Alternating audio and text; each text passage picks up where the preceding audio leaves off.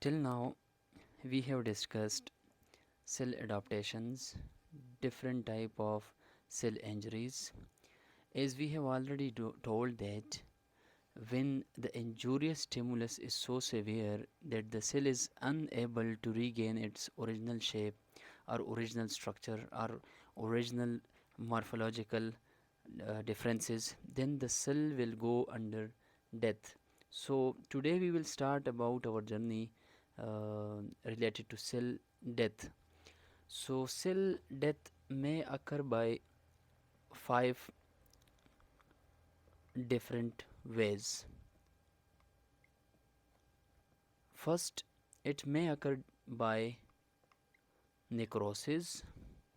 Second, it may occur by apoptosis.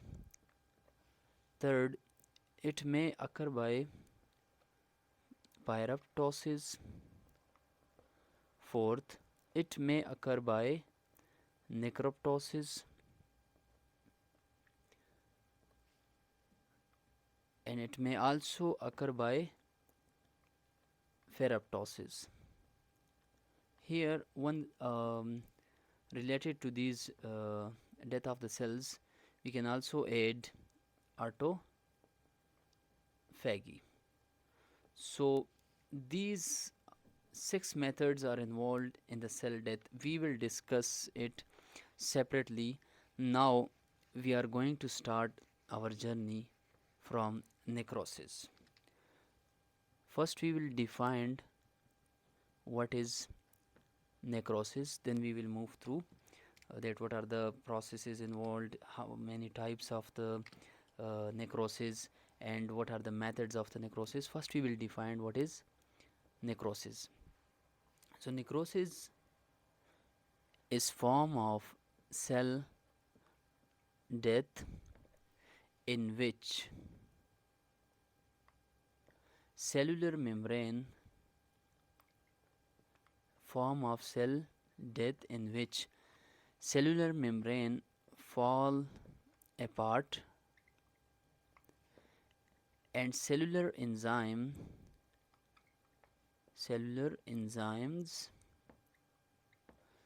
they leak out and ultimately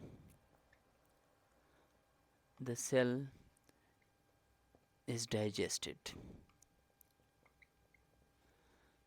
Necrosis is a form of cell death in which the cellular membrane fall apart.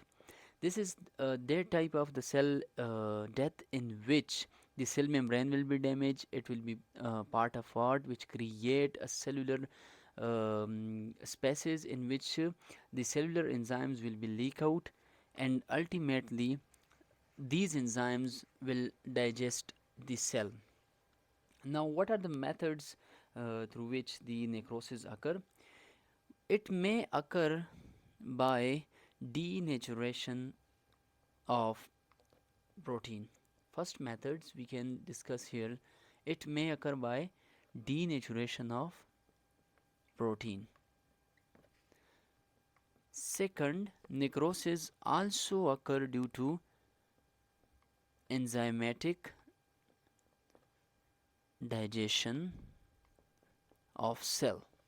First is denaturation of protein, second is enzymatic digestion of the cells. What these two methods do? Actually, they lead to the leakage, they lead to the damage of the plasma membrane, due to which inside the cells we have enzymes. When the plasma membrane is injured or it damaged, these enzymes that present inside the cells, they will leak out and they will digest the cellular components, and this phenomena leads to a process which we called inflammations. So here you should know about a very important that inside the necrosis, the most important process that occur is the damage to the plasma membrane. It is the most important process that occur inside the necrosis. Now, which substances causes inflammation? As we have discussed that when there is a leakage of the enzymes, it will digest the cellular components and the plasma membrane is damaged. It will leads to the process which we call inflammations. Then what are the substances that are involved in and that are the causative agents of the inflammations? Number first, substances that released from the dead cells which serves to eliminate debris. Substances, those substances which are released from dead cell that are responsible to eliminate the debris. Those substances will take part in the inflammation. Number second, enzymes. Those enzymes that are present in the lysosome as a result of the plasma membrane damage, they will leak out of the cell, and these enzymes considered as a part of the inflammatory reactions. Now we will discuss, as we have discussed what is necrosis, we have discussed the causative agents of the necrosis. Now we will discuss what are the changes that occur inside the cytoplasm. We will discuss it. Changes inside cytoplasm when there occur a necrosis inside the cell. As compared to a normal cell, a necrotic cell have a glassy homogeneous appearance. It will have a glassy homogeneous appearance due to loss of glycogen. Myelin figures are prominent in necrotic cell as we compared with a normal cell. Myelin figures, they are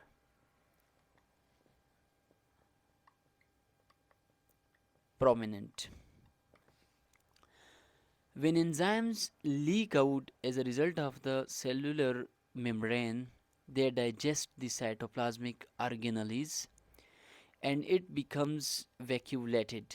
When enzymes eat the cellular organelles, they become vacuolated, and these vacuolated species are called moth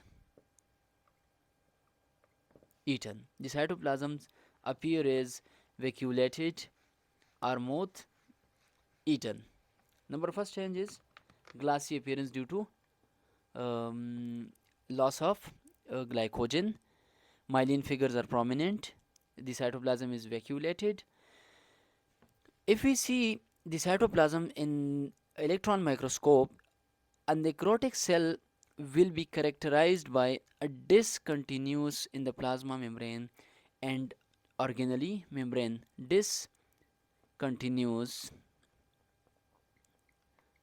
in plasma membrane and internally organelle that are present their membrane. There will be a discontinuation in the membrane of the cell as well as inside the organelles.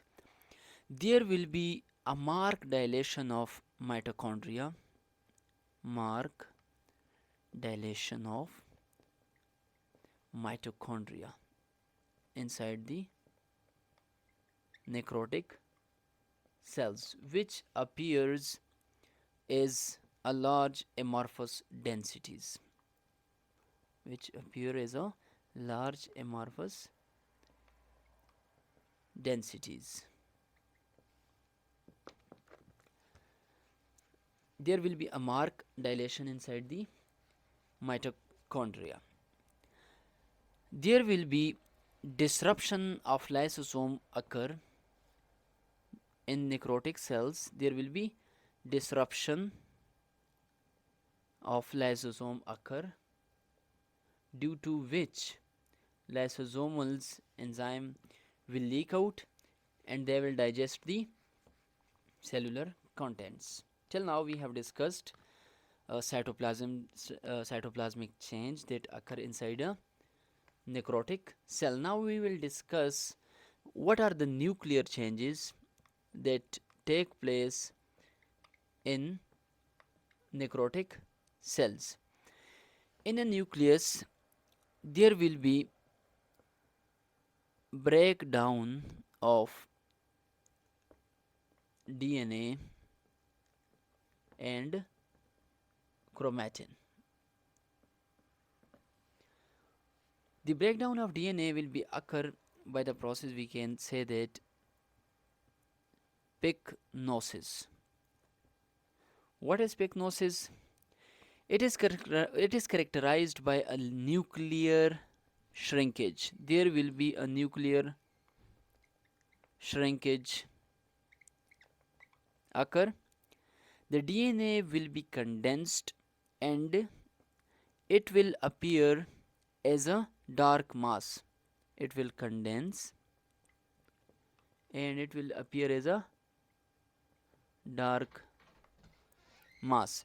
This nucleus, a pycnotic nucleus, it will undergoes fragmentation. What pycnotic nucleus? It will undergo fragmentation, and this change from a normal nucleus to a fragmented nucleus, it is called karyophyresis. It is called karyophyresis. What will occur in the nucleus change? There will be a shrinkage of the nucleus. There will be the DNA will be condensed and it will appear as a dark mass, and then ultimately the nucleus will be fragmented, and this change from a normal nucleus into a fragmented nucleus, this is called karyophyresis. Ultimately what will happen? Ultimately there will be there is an enzyme which we called deoxyribonuclease. It is an enzyme that present inside the nucleus. They will digest DNA, and this process, the digestion of DNA by deoxyribonuclease, it is called karyolysis. So karyolysis will occur.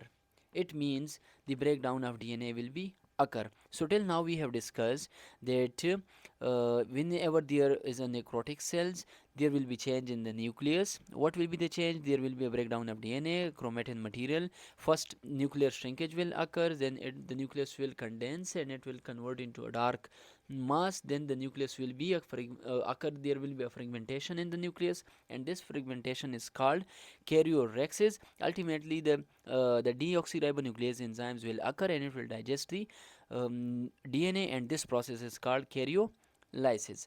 Now we will discuss about the fates of necrotic cells. It is a topic that we should learn about, fates of necrotic cells. Necrotic cells appear for some time, as we have discussed that the DNA is digested, it means the cell is died. So the necrotic cell will appear for some times, or it may digest by enzyme and disappear. Here what will happen?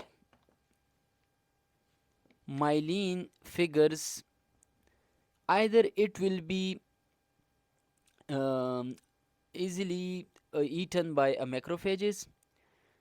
Myelin figure, what will happen to myelin figures? Either they will easily eaten by macrophages, or we know that myelin figures have negative charge, so they may attach to a calcium, and this process is called, there will be a dystrophic calcification occur. Dystrophic calcification will occur. The necrotic cell, they will either stay for some time, or they may be eaten by a macrophages, or they may attach to a calcium and a dystrophic calcification will occur. Till now we have discussed about the changes that occur in the necrosis, and the cytoplasmic changes, the nuclear changes. In the next topic, we will discuss about the types of the necrosis.